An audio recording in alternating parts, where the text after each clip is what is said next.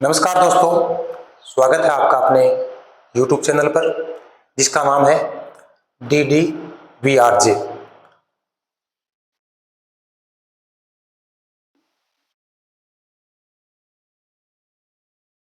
देखने वाले बच्चों की संख्या सब्सक्राइब करने वाले बच्चों से कम है।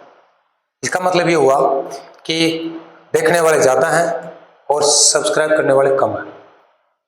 इनकी तुलना में ऐसे कम नहीं है, ऐसे खूब है।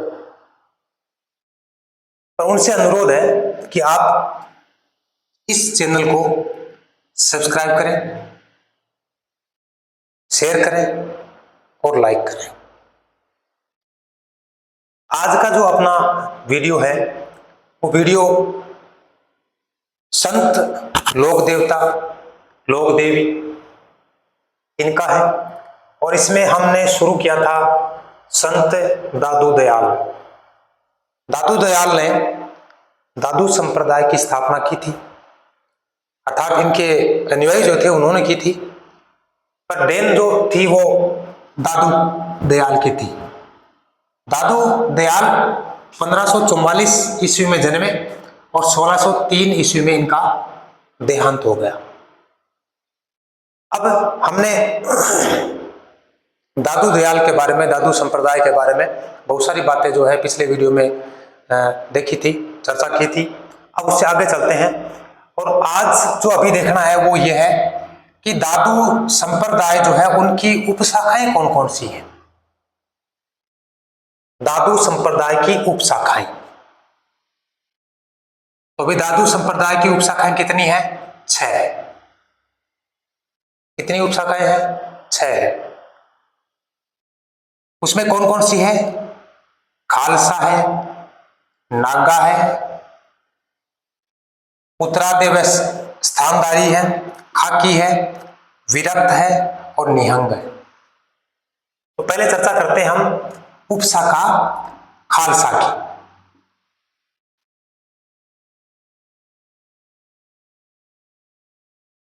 उपशाखा खालसा जो है, मतलब इसका ये हुआ कि नारायणा जो गद्दी है इस पर बैठने वाले जो व्यक्ति थे उन्हीं के आधार पर ये जो खालसा उपशाखा है वो बनी है।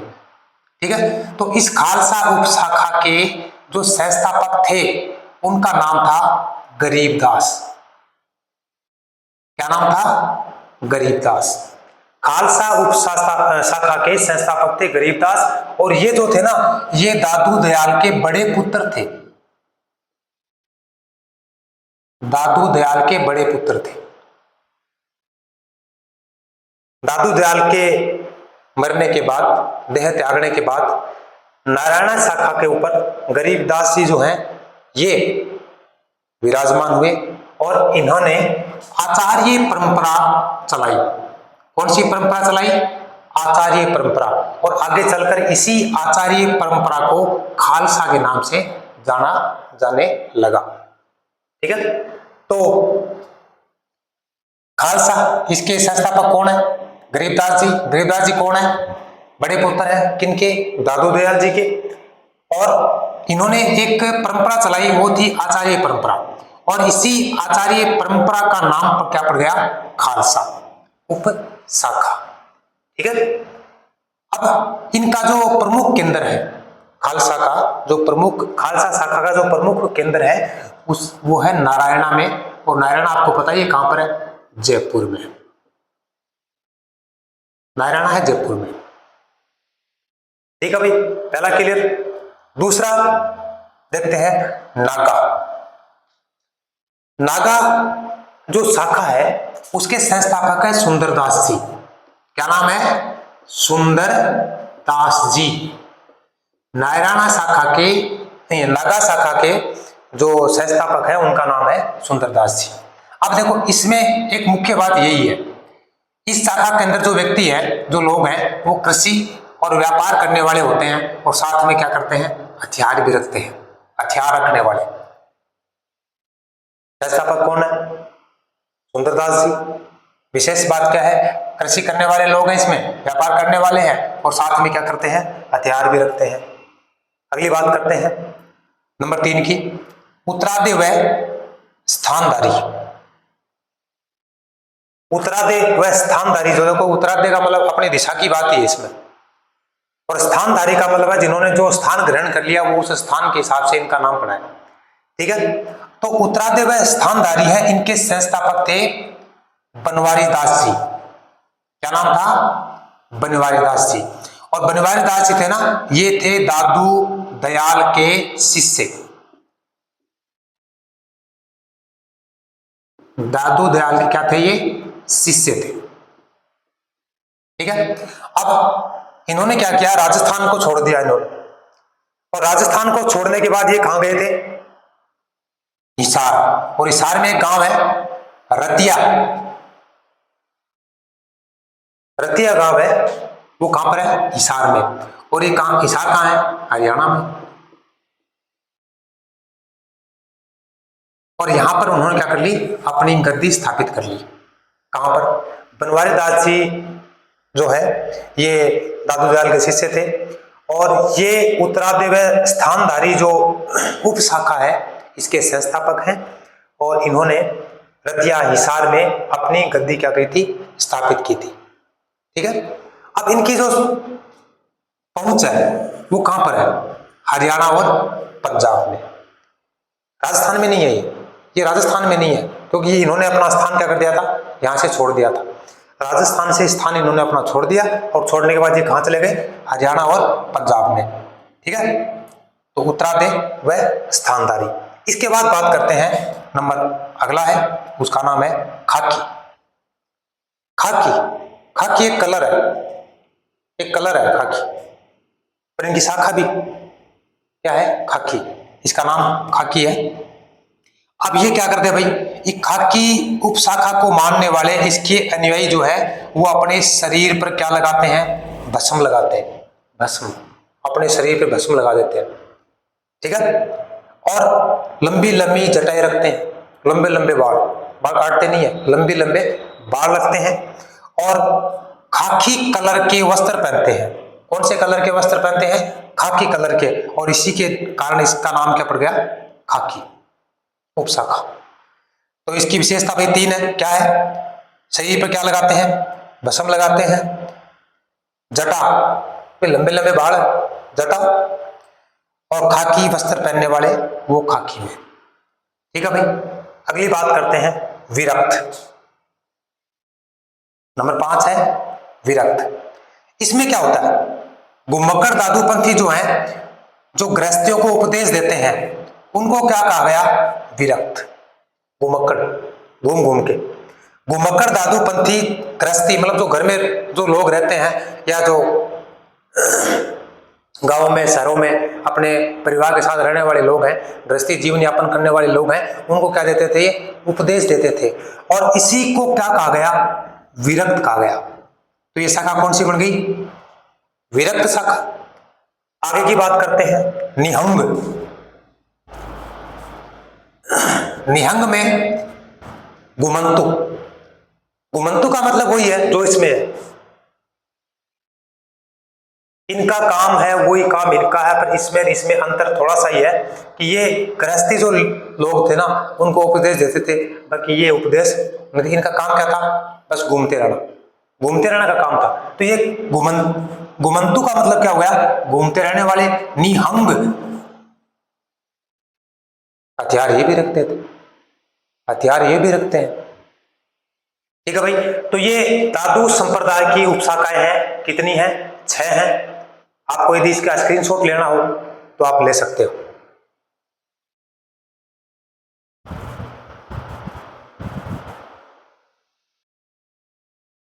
आगे चलते हैं। अभी देखो अगला जो अपना इसके अंदर बिंदु है वो है दादू दयाल के शिष्य। अब शिष्य इनके आपने पढ़े हैं कि 152 थे, और 152 जो शिष्य थे उसमें 100 तो एक जगह रहने वाले थे, बाकी 52 जो थे वो घूम घूम कर इनके विचारों को बताने वाले थे, और उन्हीं को क्या कहा गया है? 52 स्तंभ कहा गया है। अब उनमें से भी मुख्य हैं 4: गरीबदास, सुंदरदास, रज्जब जी और बखना जी। अब एक एक के बारे में पढ़ते हैं भाई। पहला है गरीबदास। गरीबदास जो थे ये दादू दयाल के पुत्र थे। क्या थे ये? दादू दयाल के पुत्र। गरीबदास दादू दयाल के पुत्र थे।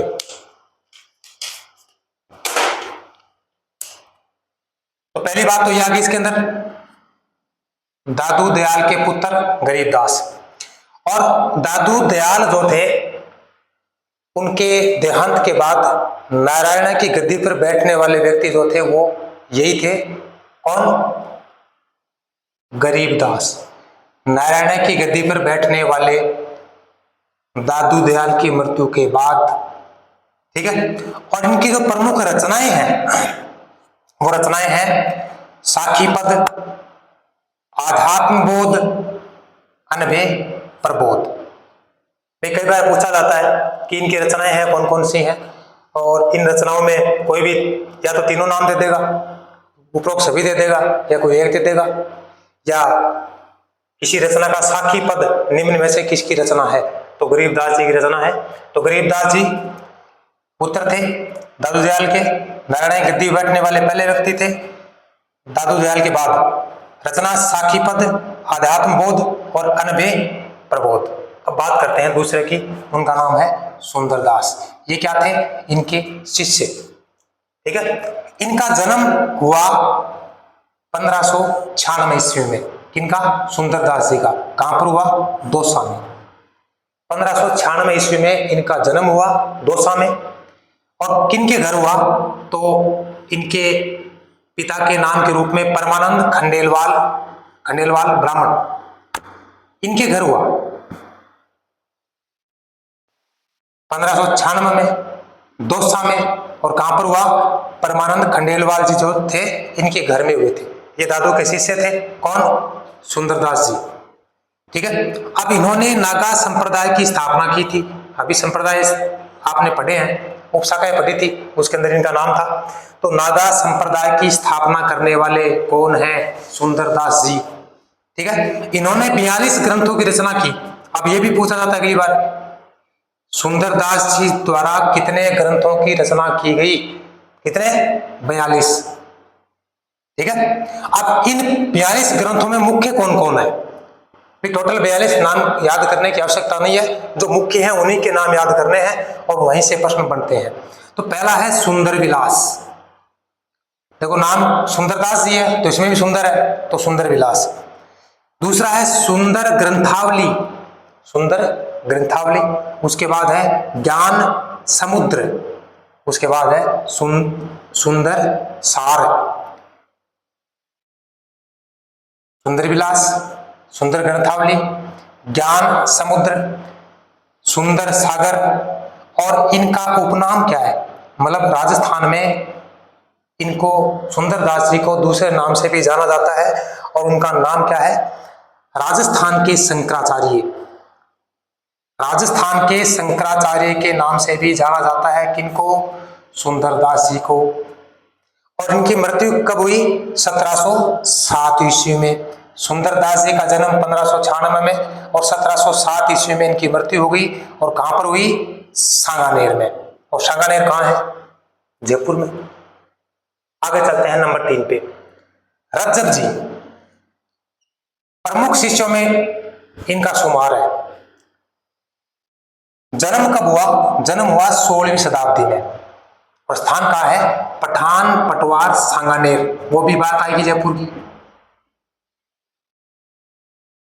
स्थान था पठान पटवार सांगानेर, और जन्म कब हुआ? 16वीं शताब्दी में। और इनकी जो प्राचीन पीठ है सांगानेर में, उसका नाम है रज्जब द्वार। मतलब इनकी रज्जब जी की जो प्राचीन पीठ है, और उस प्राचीन पीठ वो कहां पर है? सांगानेर में है। उस प्राचीन पीठ को रज्जब द्वार के नाम से जाना जाता है। किसके नाम से जाना जाता है? रज्जब द्वार के नाम से। और वो कहां पर है? अब देखो ये एक घटना है, नीचे जो लिखी है वो एक घटना है। रज्जब जी इनकी शादी थी। अब ये शादी के अंदर जा रहे हैं। अब शादी में जाए तो घोड़ी पर बैंड बाजा वगैरह बाज रहे, नाच रहे, तारा बहुत सारा। अगर डांस के प्रोग्राम हो रहे। अब यहां पर शादी के कारण से भी माना कई बार ये भी जाता है कि शादी के कारण से, क्योंकि ये जो दादू संप्रदाय है, इस संप्रदाय की विशेषता कि ये विवाह नहीं करते थे। अब ये बात विवाह की आ गई, तो यहां माना ये जा रहा है कि दादू दयाल जी जो थे इनसे नाराज हो गए, नाराज, और नाराज हो गए तो ये समाचार इनको मिल गया कि अपने गुरु तो है वो तो अपने से नाराज है। तो इन्होंने क्या किया कि अपनी शादी का जो प्रोग्राम था उसी समय उसी वेशभूषा में, मतलब कोट पैंट बूट जूता शर्ट टाई टूई लगा लोगों के त्यारा भी कंडीशन में ही इन्होंने क्या किया, दादू दयाल जी के जो उपदेश थे ना उनका बखान कर दिया वहीं पर भी।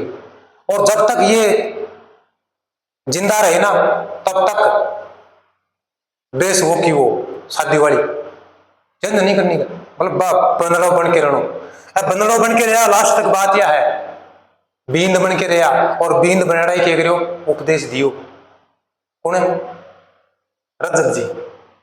लाइन कई बार आप पूछे जावा नहीं चली। देखो विवाह के लिए जाते समय दादू जी के उपदेश सुनकर उनके शिष्य बनकर जीवन भर, अब देखो यहां पर जो बात आ रही है इसका मतलब ये आ रहा है कि ये जा रहे थे शादी में, इन्होंने इस समय क्या किया, दादू जी के उपदेश सुन लिए। अब सुन लिए तो इन्होंने भी सोच लिया कि दादू संप्रदाय में शादी नहीं करती और शादी नहीं करते हैं, विवाह नहीं करते हैं, और मैं शादी करने के लिए जा रहा हूं। और ये दादू जी के उपदेशों से इतने प्रभावित हो गए कि इन्होंने शादी तो की नहीं, शादी नहीं की, फिर बीन बनड़ा रहा पर शादी कौन करी, ठीक है ना।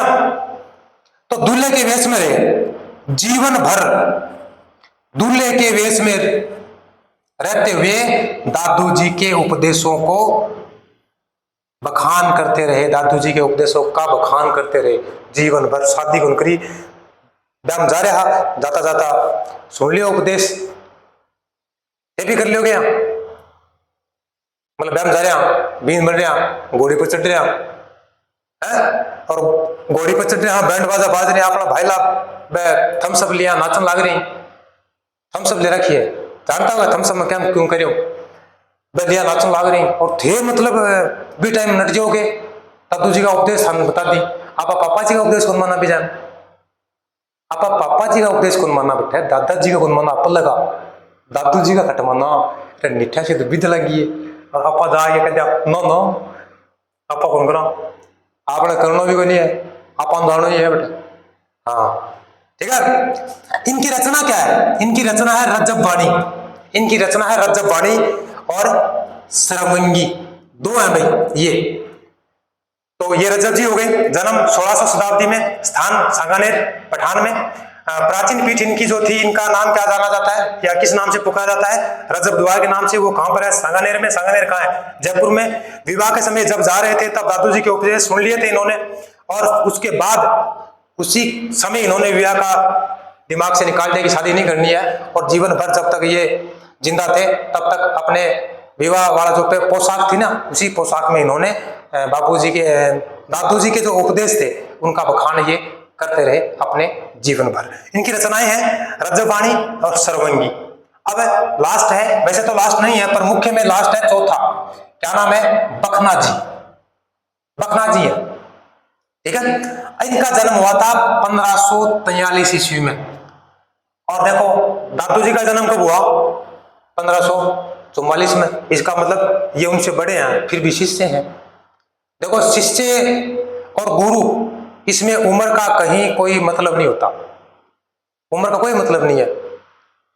गुरु जिसके पास ज्ञान है, जो आपको दिशा देने का काम कर रहा है, जो आपको मार्गदर्शन दे रहा है, जो आपको गाइडलाइन दे रहा है, वो गुरु है, चाहे उसकी उम्र आपसे छोटी है। तो यहां ये शिष्य हैं उनके, बखना जी, ठीक है। जन्म कब हुआ, 1543 ईस्वी में, और ये नारायणा के रहने वाले थे। नारायणा कहाँ है पता है ना आपको, जयपुर में। इनका स्थान क्या है, नारायणा। जन्म कब हुआ, 1543 ईस्वी में, और इनसे 1 साल पहले। और ये इनकी एक विशेष बात थी कि ये जो दादू जी के जो पद थे, जो इनके वचन थे, जो इनके विचार थे, उन विचारों को बोल के वैसे नहीं बताते थे, गा के बताते थे, मतलब गीत के रूप में, एक कविता के रूप में, एक गीत के रूप में, एक रचना के रूप में ये सुनाते थे लोगों को। इसलिए इनके जो पद है ना वो गे पद है। गे का मतलब गाए जाने वाले पद। इनके पदों को आप गा सकते हो कविता के रूप में, कविता के रूप में इनके पदों को गा सकते हो, जिस कारण इनकी रचना को गे पद कहते हैं। मतलब ये अपने गायन के माध्यम से अपने विचारों को व्यक्त करते थे गा गा के, और इसीलिए इनके जो पद है, उनकी रचनाएं हैं वो गे पद है। गे क्यों है? क्योंकि इनके जो पद है इनको आप गा सकते हो कविता के रूप में। और इनकी संख्या कितनी है? जो पद इन्होंने दिए हैं, रचना की है, उनकी संख्या है 167, 167, 167 है। ठीक है। इनके जो विचार थे, इनके विचारों को वाणी, बखना जी की वाणी ग्रंथ, बखना जी की वाणी ग्रंथ इसमें सुरक्षित है, यानी संग्रहित है। आपको इनके विचार देखने हैं तो बखना जी की वाणी ग्रंथ जो है उसको पढ़ना है, उसमें देखना है, वहां मिलेंगे क्या? इनके विचार। ठीक है, इसको मिटाना है, आप स्क्रीनशॉट ले सकते हो। अभी आगे चर्चा करते हैं दादू पंथ की विशेषताएं। दादू संप्रदाय जो है इसकी क्या विशेषताएं हैं? तो भी विशेषताएं आपके सामने है, एक एक करके चर्चा करते हैं हम विशेषताओं का। पहली है विवाह नहीं। उस समय तो करते नहीं थे, राजगर होता नहीं है।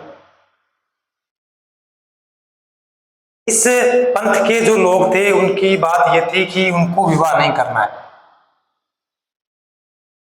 रज्जब जी जो शिष्य थे उनकी कहानी आपने पीछे पढ़ी है शादी वाली, तो ये विवाह नहीं करना।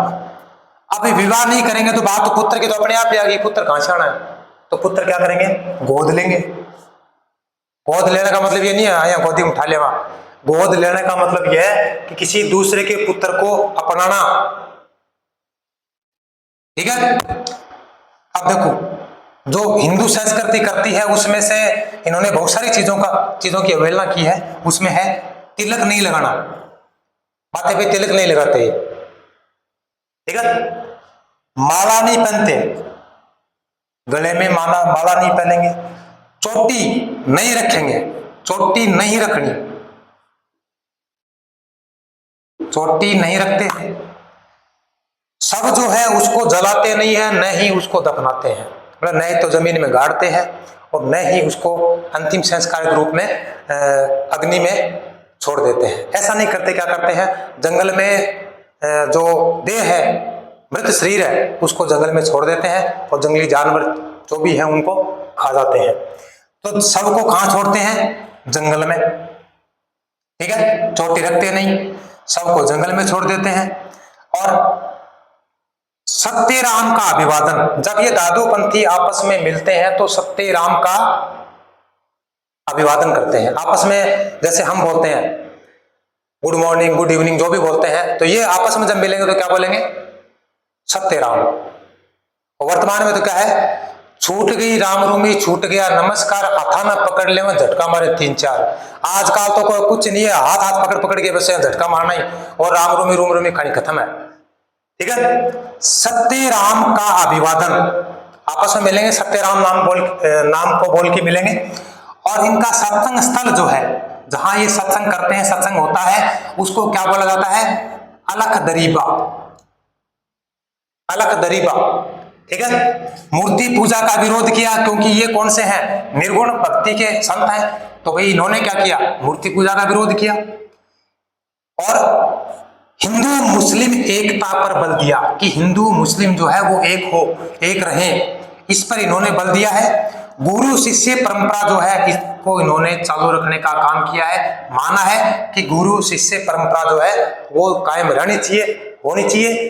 और अगला लास्ट वाला बिंदु क्या है? निर्गुण ब्रह्म की उपासना करो। निर्गुण ब्रह्म की उपासना करने का मतलब हो गया कि मूर्ति पूजा मत करो, दिखावा मत करो, तिलक मत करो, माला मत पहनो, चोटी, ये सब क्या है? इनके दृष्टिकोण से क्या थे? दिखावा थे, कि दिखावा नहीं करना है।